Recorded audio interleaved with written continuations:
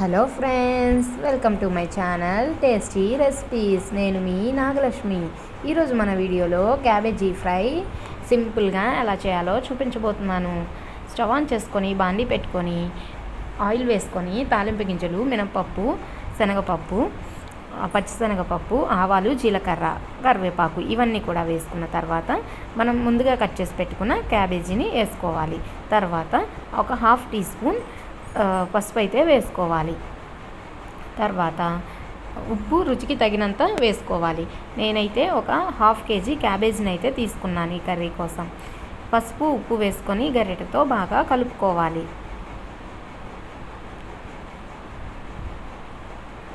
మంటని మీడియం ఫ్లేమ్లో పెట్టుకొని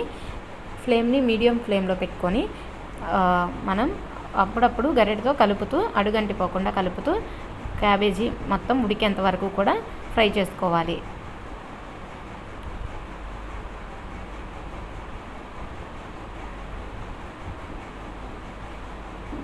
చూడండి ఫ్రెండ్స్, వీడియోలో చూపించిన విధంగా క్యాబేజీ ఉడికిన తర్వాత రుచికి తగినంత కారం వేసుకోవాలి. ఈ కారం అయితే మేము కారం, వెల్లిపాయలు ఉంటాయి కదండి, ఆ రెండింటిని కూడా మిక్సీ పట్టి ఆ కారం అయితే వేసాము. అదైతే చాలా టేస్టీగా ఉంటుంది.